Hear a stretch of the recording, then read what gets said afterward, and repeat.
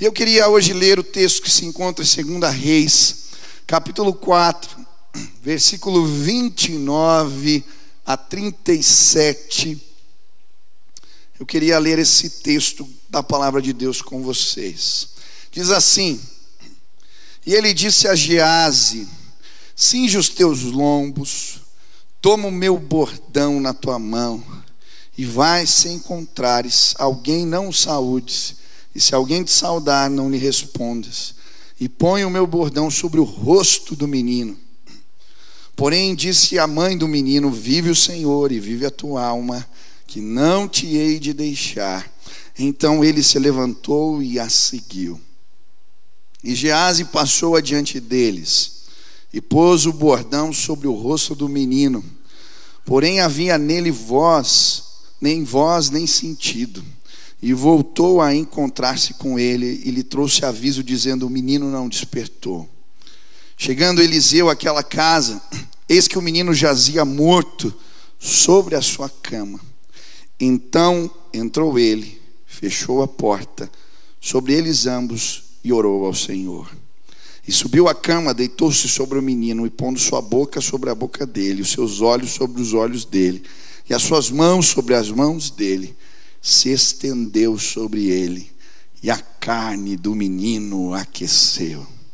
Depois desceu e andou naquela casa de uma parte para outra, e tornou a subir, e se estendeu sobre ele. Então o menino espirrou 7 vezes e abriu os olhos. Então chamou a Geazi e disse: chama esta sunamita. E chamou-a, e veio a ele, e disse ele: toma o teu filho.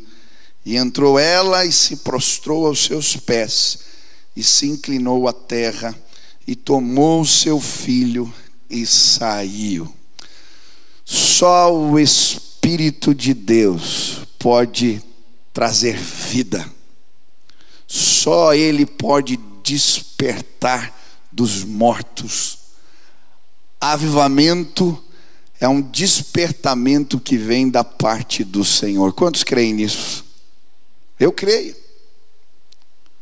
Mas quando a gente fala de avivamento, se é algo que vem da parte do Senhor, qual é a nossa parte nisso?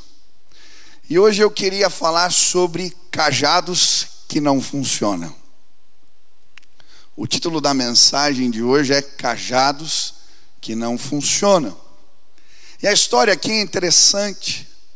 A filha da mulher sunamita, que tinha sido um milagre da provisão de Deus na vida daquela mulher que hospedava o profeta na sua casa, agora um dia está trabalhando com o pai, sente dores de cabeça, e quando o pai leva a sua mãe sunamita, ela toma ele nos braços e vê que as coisas não estão bem, tenta fazer algo, mas o menino morre. Ela então leva o garoto ao quarto que ela havia construído para o profeta, deixa ele ali sobre a cama, e logo ajunta as coisas, pega a mula, um servo, e vai atrás do homem de Deus Eliseu. Quem sabe ele podia fazer algo por ela. E então, quando Eliseu vê ela chegando de longe, manda Geazi, o seu servo, ir lá ver o que estava acontecendo. Ela não diz o que está acontecendo para Geazi, mas quando encontra Eliseu, se joga nas suas pernas, abraça. E logo ele vê que algo de ruim havia acontecido. E ela então fala do menino. Eliseu, já um senhor mais velho, manda Geazi ir na sua frente. O seu servo, o moço que ele estava preparando para sucedê-lo. E antes disso ele fala: ó, pega o meu cajado, leva contigo, e você vai no caminho, não vai cumprimentar ninguém, porque é urgente essa ordem, esta demanda. Você vai pegar o cajado, vai entrar no quarto, colocar sobre o rosto do menino e vai orar por ele. Geazi faz tudo que Eliseu manda. Pega o cajado, não cumprimenta ninguém no caminho, chega dentro do quarto, põe o cajado na frente do rosto do menino, ora por ele, mas nada acontece. Ele faz de novo, e eu creio, a Bíblia não fala que ele tentou algumas vezes mais. E aí então pega o cajado, volta para encontrar Eliseu no caminho e diz: olha, não aconteceu nada. Eliseu chega no lugar, entra no quarto, se estende sobre o menino uma vez, se estende de novo, ora, e quando termina de orar, o menino desperta, levanta.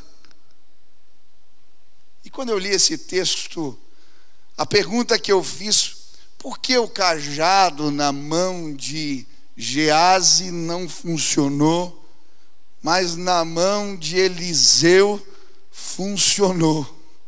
Por que que o cajado no ministerial, na vida de Geazi, não produziu nada, mas nas mãos de Eliseu gerou despertamento e vida? Essa pergunta eu me fiz há alguns anos atrás.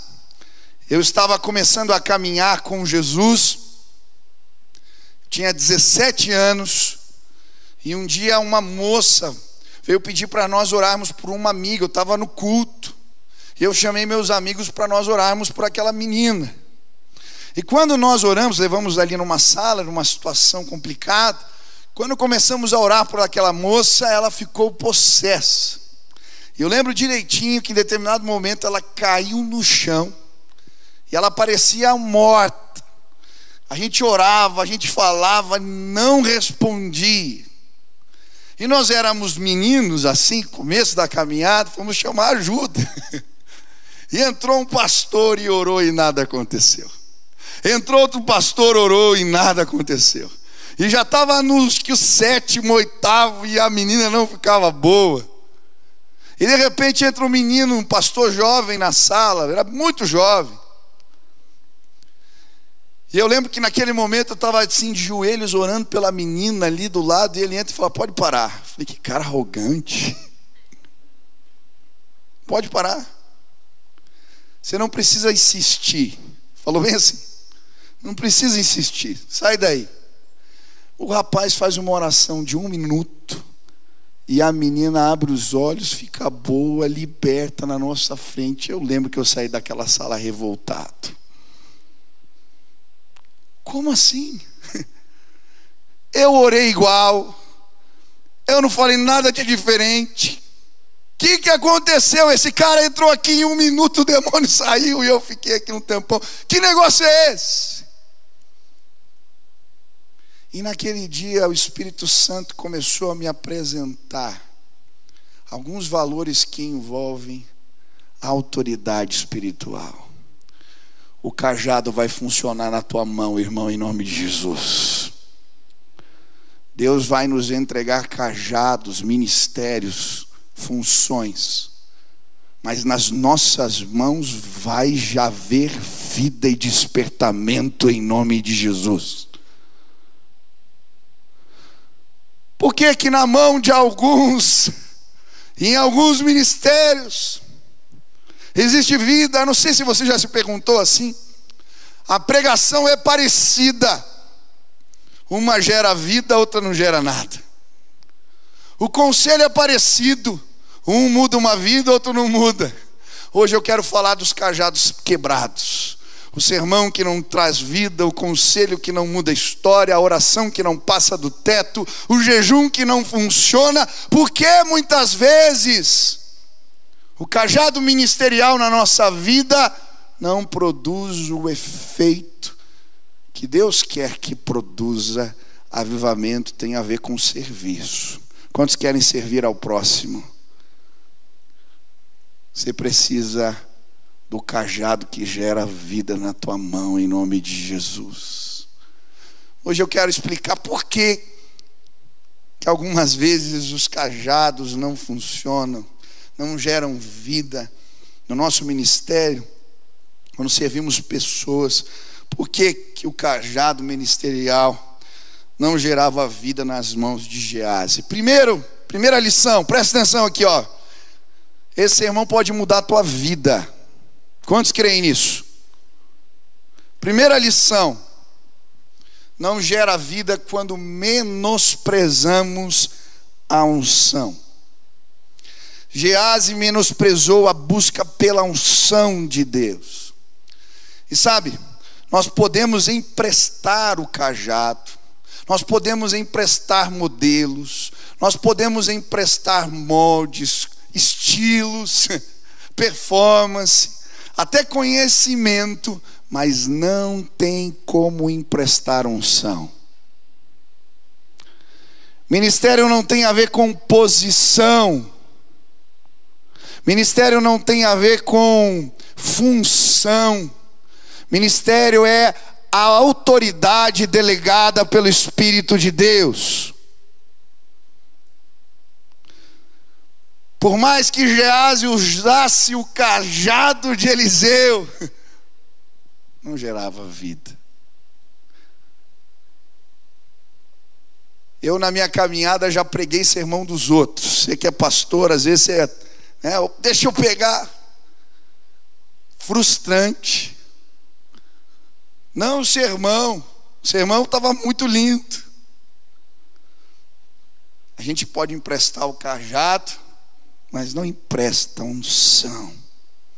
E é muito interessante aqui porque Eliseu serviu a Deus cumprindo a mesma maneira, a mesma função que Geazi em determinado tempo da sua vida. Ele era o moço de Elias. A Bíblia chama assim, o moço de Elias. E Geazi era o moço de Eliseu. Era o mesmo papel, que era um assistente do profeta. Andava, carregava a sua capa, carregava o cajado, preparava as coisas para ele, cuidava do homem de Deus, e era uma maneira de ensinar o sucessor. Andar junto, viver junto, comer junto, ver o que fazia, ver como fazia. Esse era o melhor treinamento ministerial, vida compartilhada. Mas é interessante que, da mesma forma que Eliseu empresta o cajado, Elias em determinado momento empresta um manto. Quando você lê 2 Reis capítulo 2, você vai ver que Elias estava no final do seu ministério. E em determinado momento ele atravessa o Jordão. Ele pega o manto dele, toca no Jordão e o rio abre. Eles passam a pé enxuto, chegam do outro lado. E quando chegam ali, Deus faz algo tremendo e poderoso. Os céus se abrem, carruagens de fogo vêm. Elias é tomado diante de Eliseu através de um redemoinho. Mas o que me chama a atenção é que sobra o manto. Fica o manto. Por quê? Ele pega o manto, que representava a posição, a autoridade. Mas havia um diferencial na vida de Eliseu. Antes de chegar neste momento, de pegar o manto, ele literalmente tinha perseguido Elias. Elias estava indo de cidade em cidade, se despedindo nas escolas de profeta, porque ele sabia que o Senhor o tomaria para si. E Eliseu constantemente diz: tão certo como vive o Senhor e tu vives, não te deixarei. E ele persegue Elias em tudo que é canto. Quando eles atravessam o rio, chegam do outro lado do Jordão, Elias pergunta para ele: menino, o que você quer? Ele diz: não tem como continuar teu ministério sem a porção do Espírito que está sobre a sua vida. Eu quero a porção dobrada, a herança do primogênito. Eu quero continuar, mas eu preciso da unção. Elias fala para ele: olha, não tem como eu te entregar isso. Sabe por quê, querido? Unção a gente não empresta, não transfere desse jeito que muitos falam. Unção se conquista na presença do Senhor.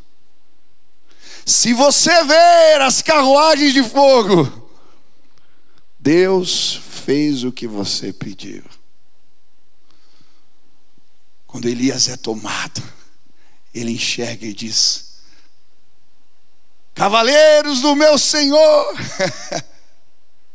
Quando ele vê o manto, toma, ele não tem dúvidas. Ele chega diante do rio e simplesmente diz: o Senhor de Elias existe.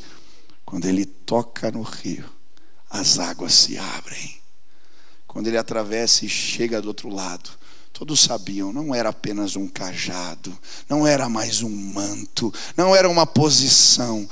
O Espírito de Deus repousava sobre Eliseu.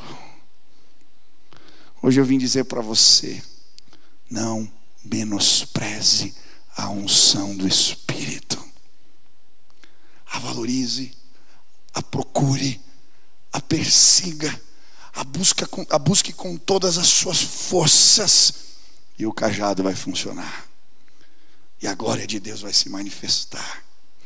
Eu estava lendo um livro do pastor Hernandes Dias Lopes sobre avivamento, e ele diz assim: sermões sem unção endurecem os corações.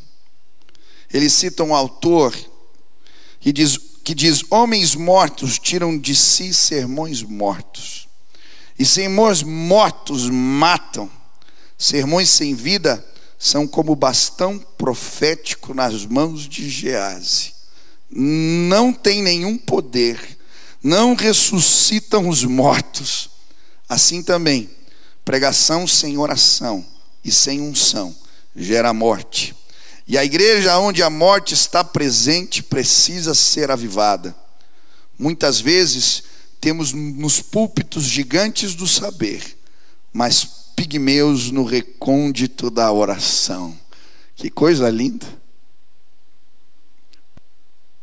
Se você prestar atenção na Bíblia, os grandes despertamentos aconteceram depois de uma busca incessante pela unção, pela capacitação do alto. Unção é isso: óleo derramado, investidura de poder, investidura de autoridade. Jesus, quando começa o seu ministério, depois de ser batizado, qual é a primeira coisa que ele faz? Ele vai ao deserto, 40 dias de jejum e oração. E o dele não foi de Daniel, não foi o refrigerante que você largou aí, não foi só na água. 40 dias perseguindo a unção, o preparo do Espírito. Pentecostes, os discípulos, quando vão começar a igreja, plantar as igrejas, o livro de Atos, se reúnem em oração dia após dia, até que o Espírito fosse derramado sobre eles. E a Bíblia diz que o poder de Deus caiu sobre eles. O que é isso? Poder, dunamis, significa dinamite. E sabe, dinamite tem poder para quebrar corações endurecidos. Poder de Deus, poder de Deus, poder de Deus. Se queremos que o nosso cajado funcione, se queremos ser usados por Deus, precisamos procurar, perseguir, clamar por uma investidura de autoridade e poder nas nossas vidas. Não menospreze a unção, não menospreze a busca pela unção, não menospreze o poder de Deus. Ele pode te alcançar se você o procurar de todo o coração. Quantos desejam isso? Eu vi uma história que achei bonita, de um homem de Deus que começou um movimento de oração. O nome dele era Jeremiah Lampier. Ele iniciou uma reunião de oração no centro de Nova York, ao meio-dia, no dia 23 de setembro de 1857. E nesse primeiro dia ele estava sozinho, orando ali. Depois de 30 minutos chegaram os primeiros 6. No outro dia, 20 pessoas. No outro dia, mais um bocado. Depois de 6 meses, eram 10.000 pessoas orando no centro de Nova York. E sabe o que aconteceu? Um avivamento varreu a América naqueles dias. Você vai ouvir as histórias de Finney, de tantos homens de Deus desta geração, porque avivamento começa neste lugar de busca, quando valorizamos a unção. Na Coreia, as reuniões de oração começaram, e eu li num livro que no começo havia uma reunião também cedinho de manhã, e depois de 1 mês e meio de oração, um dos líderes daquele movimento disse: vamos parar. Nada aconteceu, nada mudou, não vimos nada. Aquele líder se retirou, mas o grupo resolveu continuar orando, e o movimento de oração se estendeu pelo país. Enquanto eles oravam, uma grande colheita começou a chegar na Coreia do Sul. 1 milhão de pessoas se converteram naquele ano e no ano seguinte, e depois no ano seguinte, e aquele país foi transformado, porque haviam pessoas que entenderam que o cajado funciona, que o milagre acontece quando valorizamos a unção de Deus. Completamos hoje 224 dias de oração às 6 horas da manhã. Ontem eu fui no médico, ele perguntou para mim: que horas você acorda? Eu falei 5h10. Ele falou: mas todo dia? É todo dia. Eu falei: ah, tá bom. Aí depois no meio da consulta ele falou: mas no final de semana também? Eu falei: no final de semana também. Mas o que você faz? Eu faço parte de um movimento de oração de milhares de pessoas que acreditam que esse país vai mudar quando o poder de Deus cair dos céus, e nós não vamos parar de orar, e nós não vamos parar de clamar até que o poder de Deus caia sobre nós. Hoje o Espírito Santo vai ser derramado sobre a sua vida. Hoje Ele vai te autorizar. Hoje você vai ser tomado pelo Espírito Santo de Deus. Só que amanhã você precisa ser autorizado de novo. E depois de amanhã de novo. E depois de novo. Senão vamos começar a viver das histórias que ficaram para trás, das vigílias e dos momentos passados. Hoje é o dia do despertamento espiritual nas nossas vidas.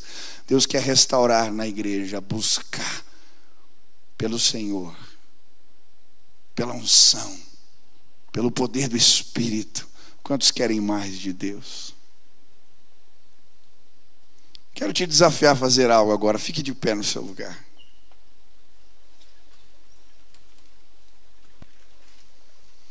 Quantos creem que unção existe? Você crê nisso? Crê?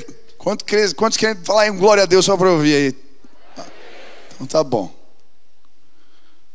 Feche teus olhos, levanta tuas mãos assim. E eu vou te dar 1 minuto para conversar com Deus e fazer um propósito com Ele. Antes disso, olha para mim aqui. Quantos valorizam a unção? Você quer isso para a tua vida? Quantos querem? Amém? Deixa eu te dizer uma coisa. Eu não posso resolver esse problema. Não tem como fazer o manto funcionar na tua vida, abrir água, despertar gente dos mortos. É contigo essa. Só Deus faz milagres. Mas unção se conquista.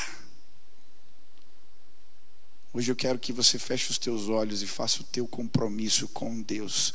E se você cumprir, a tua vida vai mudar. Eu creio que os nossos ministros vão chegar aqui, vão ser usados. Pedro, você vai entrar no parolim e nós vamos ver os vales de ossos secos sendo transformados em nome de Jesus. Eric, você vai ministrar para as crianças, para os pré-adolescentes, meninos de 10, 11, 12 anos, e eles vão ter experiências do poder de Deus que eles nunca mais vão esquecer. Maíra vai chegar e vai entrar nos projetos sociais, com órfãos, com crianças, E nós vamos ver a glória do Senhor, porque eles vão ter experiências com Deus. Eu queria dizer um por um: Deus vai fazer. Feche teus olhos agora. Clame pela unção do Espírito. Diga que você a valoriza. Se comprometa com o Senhor. Deus, eu quero. Não te deixarei. Tão certo como o Senhor vive. Não te deixarei. Não te deixarei.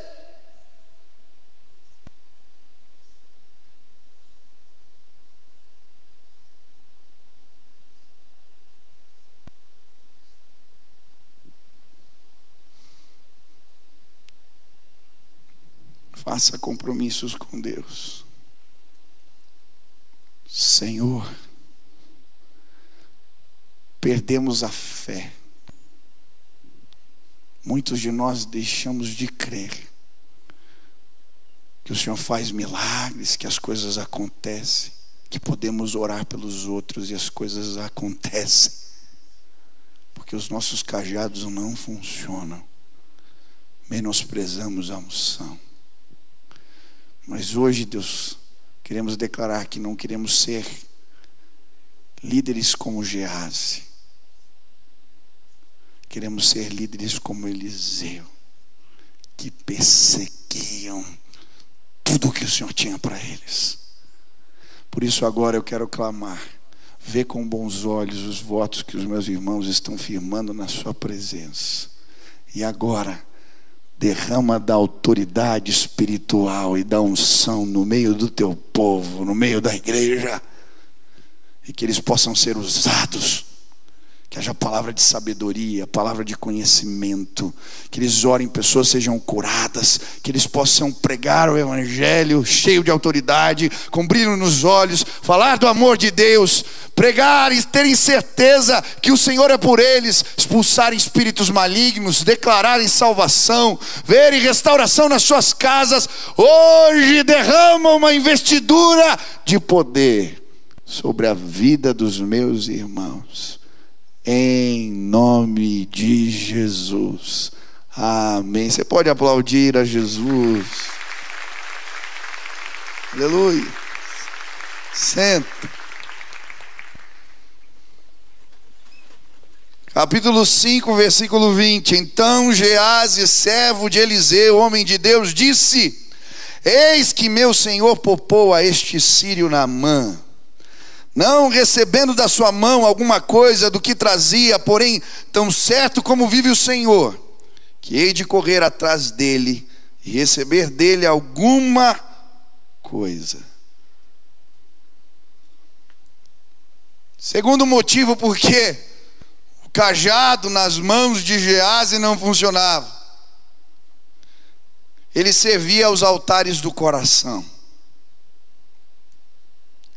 Muitas vezes, sem perceber, na nossa vida trocamos os altares de Deus pelos altares dos nossos interesses, os altares dos nossos corações. E quando na vida cristã nos perdemos desta maneira, ficamos doentes, ficamos leprosos. Foi isso que aconteceu com Geazi.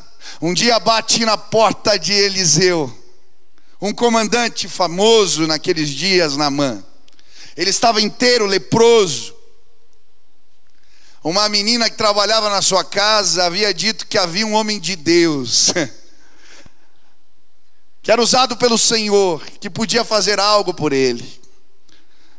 Naamã bate na porta, Eliseu sequer o atende. Manda o seu servo falar com ele e dizer: olha, vai no rio, mergulha 7 vezes e você vai ficar bom. Naamã fica indignado: que história é essa? Eu venho aqui, o cara nem fala comigo, que desrespeito, que absurdo, não tem rios melhores na minha terra. E aí um dos seus servos, cheio de sabedoria, diz para o comandante: já veio até aqui, ele não pediu coisa difícil, vamos até as águas, ver o que acontece. Naamã mergulha 1 vez, 2, 3, 5, 7. Na 7ª vez, quando ele sai das águas, está completamente curado. Ele volta, bate na porta de Eliseu de novo. Eliseu atende, e ele, agradecido pelo milagre que havia acontecido, diz: eu preciso te dar um presente. Era comum naquele tempo, quando um profeta era usado, ele recebia a sua recompensa, o seu salário.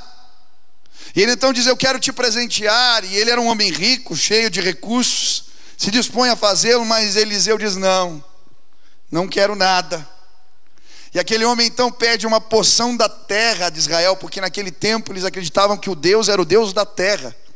Ele leva a terra de Israel para sua casa, porque ele diz: a partir de hoje eu vou cultuar apenas este Deus, Yahvé, o Deus de Israel, não o Deus da minha terra, da Síria. Que coisa linda! No caminho, Geazi. Não é possível, ele não vai ficar com nada. E aí é interessante porque ele usa a mesma expressão que Eliseu usou: tão certo como o Senhor vive. Eliseu disse isso ao procurar a unção. Geazi disse: tão certo como o Senhor vive, correrei atrás de Naamã e tirarei algo dele. Vai atrás, alcança o homem, conta uma história. Sabe por quê? Ele não servia mais os altares de Deus, mas servia os altares do coração. Eu estou preocupado com a igreja brasileira em nossos dias. Tem muita gente servindo os altares do coração, transformando o ministério em plano de carreira, transformando o ministério em balcão de negócios. Esses dias eu fui ministrar num congresso, convidado, chegou na hora, o cantor não quis entrar no carro, porque não era suficiente para ele. No outro congresso que eu fui, a menininha que todo mundo bate palma, aplaude, porque ela não gostou do lanche, na hora que o culto começou, ela saiu para jantar. Atrasou o culto 1 hora, porque a moça não estava servindo os altares do Senhor, estava servindo outros altares. Deus vai levantar uma geração nos nossos dias que vai restaurar os altares do Senhor nesta terra, em nome de Jesus. Altar é lugar de entrega. Eu não recebo no altar, eu entrego no altar. Altar é lugar de sacrifício. O sistema de culto que foi sombra no passado, que haveria de vir, ele é didático.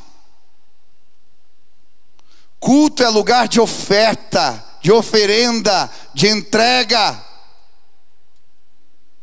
O problema é quando passamos a servir os altares do coração, nos confundimos.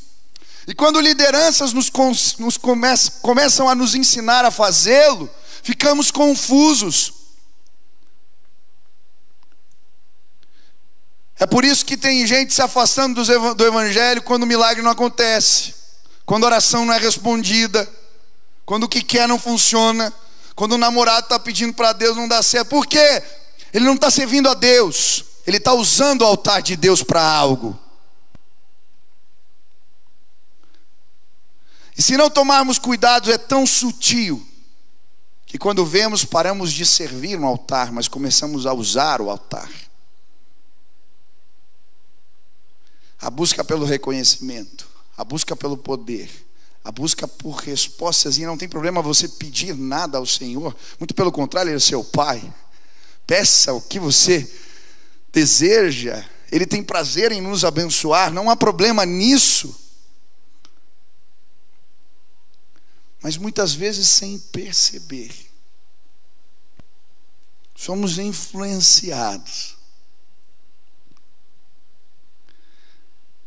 E quando a gente vê, a gente não está servindo a Deus, mas os nossos interesses. Gente, é muito fácil a gente fazer de Deus um amuleto.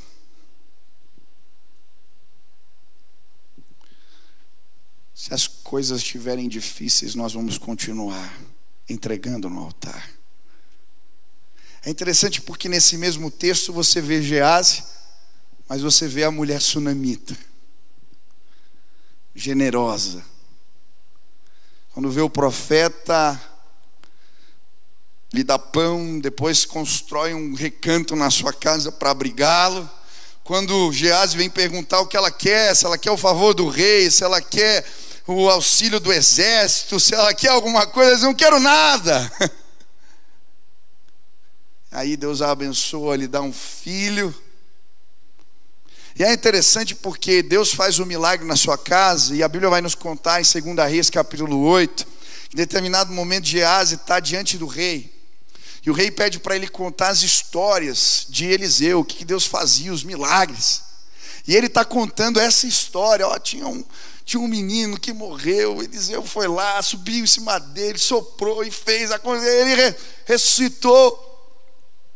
E é interessante porque essa mulher tinha saído da casa de Israel para morar na Filistéia durante 7 anos, entre os filisteus, porque houve fome na terra, e Eliseu a exortou, a aconselhou a fazer assim. Quando ela volta, sua terra tinha sido tomada por outras pessoas, e ela consegue uma audiência com o oficial do rei, para pedir o favor para que devolvam as suas terras.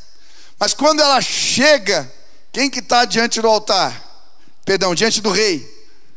Geazi, contando as histórias. Ele chega: é essa mulher aqui, dessa história. O rei vê com bons olhos e fala: não apenas devolva a terra, mas toda a produção, façam a conta durante esses 7 anos de tudo que foi produzido e devolvam a ela. Sabe por quê? O nosso Deus tem prazer em abençoar as pessoas. Ele é um Deus que abençoa. Ele é um Deus generoso. E quando Ele encontra no meio do povo de Deus gente generosa, que usa a palavra de Deus com generosidade, que ministra com generosidade, que não busca os seus próprios interesses, Ele estende as mãos e tem prazer para abençoar. Generosidade é uma marca do avivamento. Foi na igreja primitiva e continua sendo hoje. Sabe o que eu creio? Quantos querem viver um grande despertamento espiritual? A pergunta que eu tenho que te fazer hoje, ela é profunda. O quanto você está disposto a entregar? O quanto você está disposto a entregar? Avivamento tem a ver com entrega de vida no altar. Quando fazemos isso, mesmo com medo, sem saber o que vai acontecer, o Cordeiro aparece, a provisão vem, o milagre acontece. Mas quando servimos a outros propósitos, até conquistamos riquezas, mas perdemos a bênção de Deus. Hoje eu vim dizer: avivamento vai acontecer nesse lugar. Eu tenho visto um mover de generosidade. Eu tenho visto jovens entregando tudo, acordando às 5 da manhã. Tem gente que acorda antes para orar antes do que eu. Gente que nesse tempo de pandemia foi visitar, foi cuidar, ministrou, entregou oferta. Teve irmãos aqui que abençoaram um monte de gente. Teve um irmão que deixou um dia e falou: pastor, eu não sei quem está precisando, então eu vou te dando, você traz as pessoas aqui, só manda uma fotinho. E cada dia passava um ali, eu dava oferta e saía chorando, e era um atrás do outro. E ele, quando terminava, mandava mais. E eu já foi, acho que uma penca de gente que passou pela minha sala, porque um mover de generosidade está acontecendo no nosso meio. Gente cuidando, gente ministrando, gente entregando, se entregando para o Senhor e se entregando para o próximo. Isso é avivamento. O quanto você está disposto a entregar? A que altares você está servindo? Os altares do teu interesse. Você está entregando a vida para que propósito? Você está entregando a vida com qual objetivo? Vamos entregar tudo no altar em nome de Jesus, e a glória de Deus vai chegar. Jesus vai voltar em breve. Não vai sobrar nada. A nossa vida é passageira. Ontem faleceu um querido nosso aqui da igreja, que amamos muito. A gente campava, o Lucas vai orar aqui depois pela família, no PV lá juntos. Rapaz novo. Você não sabe o que vai acontecer amanhã. A nossa vida passa muito depressa. E o que ajuntamos nesse mundo, a traça e a ferrugem consomem. Você está vivendo para quê? Hoje Deus quer restaurar os altares da tua vida, da tua história, do teu coração. Quando consertamos os altares, o avivamento vem. Última lição. Ele chega, Geazi, quando encontra Naamã e a comitiva, ele mente. Ele conta uma história. Ele fala: olha, quando o senhor foi embora, Naamã, chegaram dois meninos, dois servos, estão precisando de ajuda. E Eliseu me mandou aqui vir buscar ajuda contigo. E ele conta uma história. Naamã desce, pega ali um bocado de prata, um manto, entrega na mão deles, e eles vêm. Quando ele está voltando, Elias já está esperando na porta. Onde você estava? Geazi, por onde você andou? Não, estava aqui, não saí daqui. O meu espírito estava contigo. Eu vi o que aconteceu. E agora a lepra de Naamã vai ser sobre você. E eu fiquei pensando, terceiro, a falta de zelo espiritual. Geazi sabia quem Eliseu era. O cara, Deus revelava para ele até o que se passava nas recâmaras do rei da Síria. Ele fazia as estratégias de guerra e Eliseu complicava a vida do rei. Contava para o rei de Israel e eles se preparavam para as emboscadas.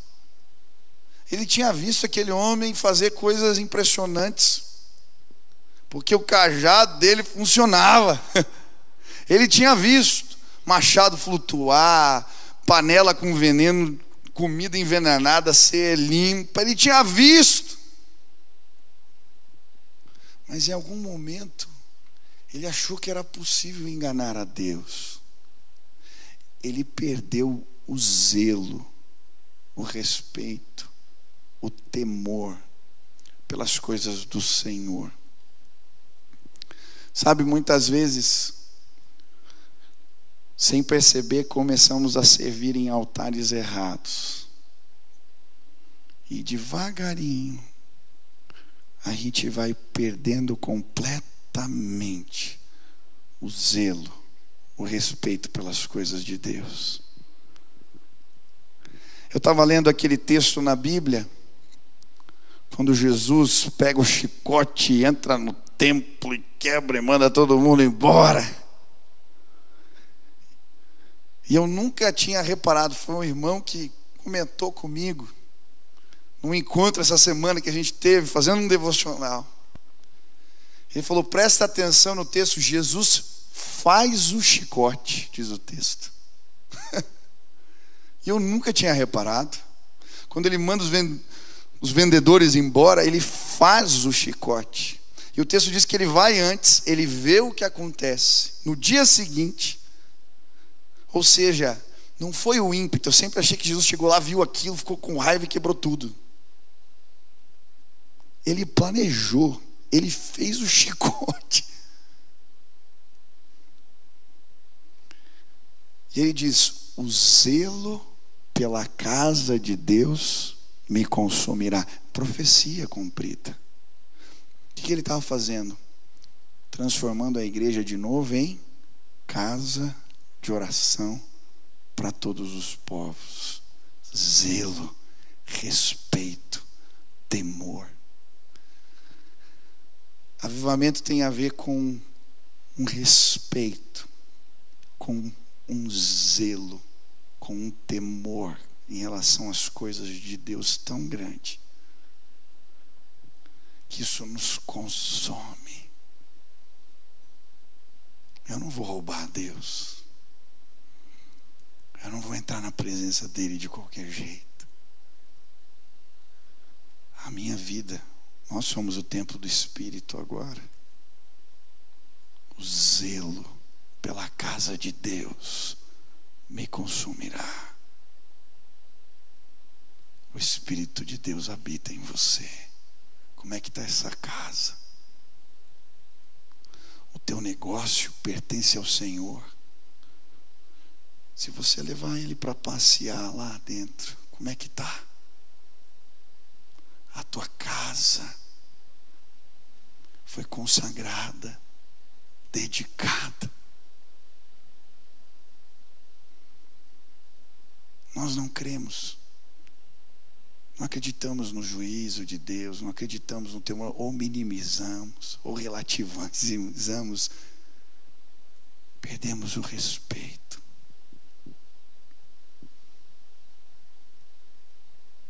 Deus quer levantar uma geração que tem zelo pela casa de Deus, pela vida consagrada, pelas coisas de Deus. Encontrei um empresário num curso que eu estava fazendo essa semana e achei tão bonita a história que ele me contou. Pode subir aí. Ah, já chegou, Luiz. Pode ir tocando aí. Falou: a minha empresa pertence ao Senhor, Michel. Consagrada. Quantos aqui tem negócios aí? Levantem as mãos. Deixa eu ver, tem? Teu negócio pertence ao Senhor, amém? Consagrado, é dele. Ele falou: aconteceu uma coisa linda. Um dia eu tinha um diretor da área de vendas. Ele estava atendendo um cliente e nós atrasamos na produção. E na conversa, esse diretor de vendas inventou uma mentira, uma história. Falou: olha, a gente não vai conseguir entregar aí o pedido porque quebrou uma máquina nossa. Mas vamos atrasar umas 2 semanas, a gente vai consertar, tal. Inventou uma história. Sabe o que aconteceu? A máquina quebrou. E aí chama técnico, chama outro. Ninguém encontrava a solução para o problema da máquina. Manda a gente lá do outro país para vir, para investigar, para ver o que estava acontecendo. Não tinha nada. E aí esse gerente um dia confessa, né, constrangido: pior que eu inventei uma história que a máquina estava quebrada e ela quebrou.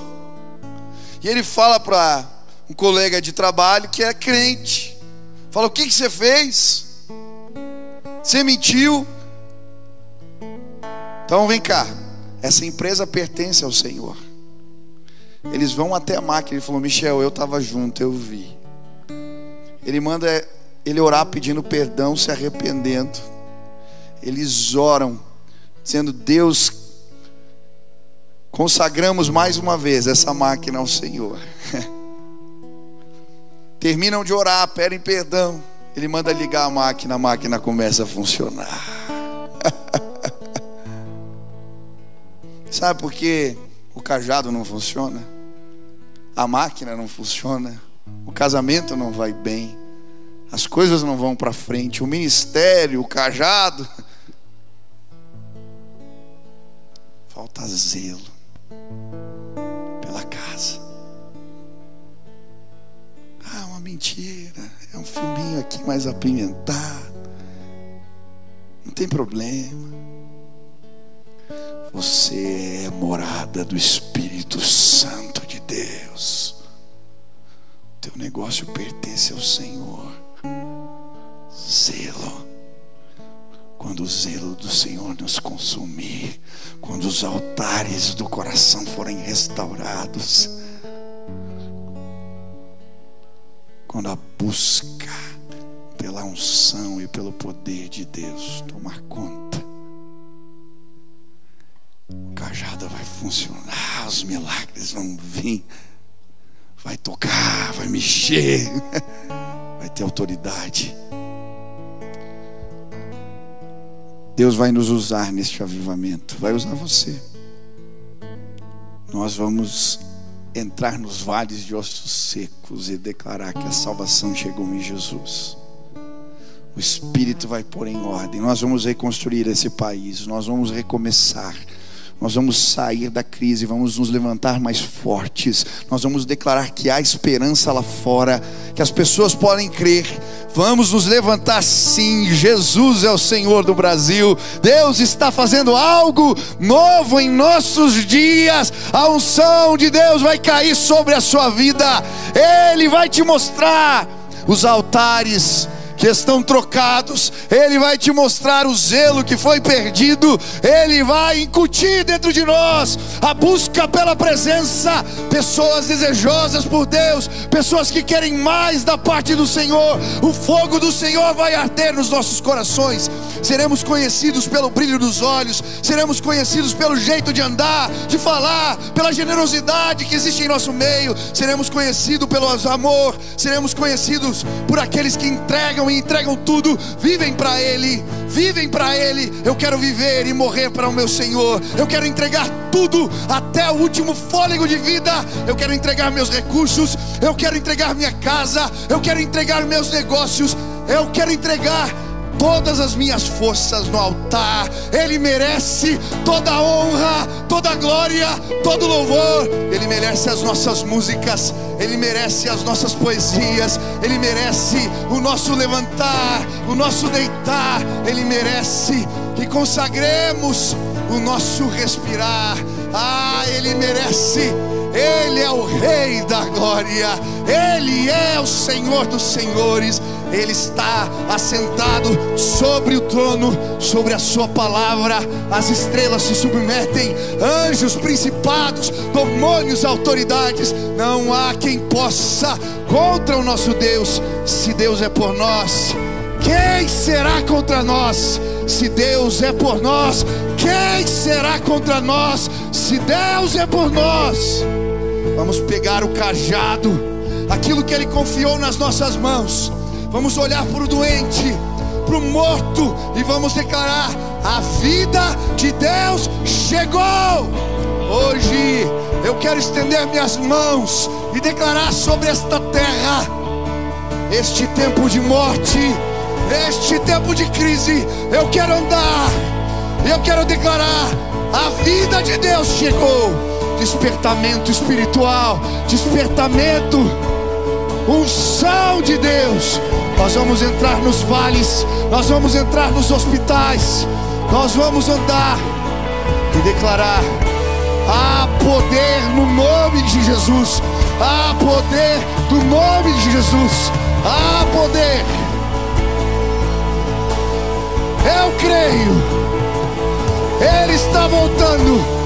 Os céus se abrirão em breve, a trombeta vai soar.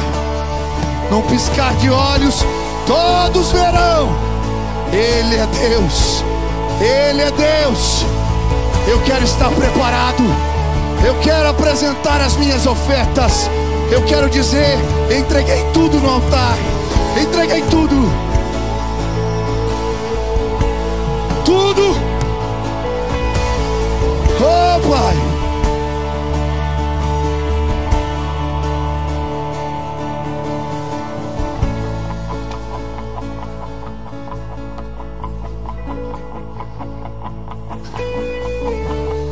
Eliseu deitou com os braços abertos sobre aquele menino, sinal da cruz, sobre aquela cama de morte.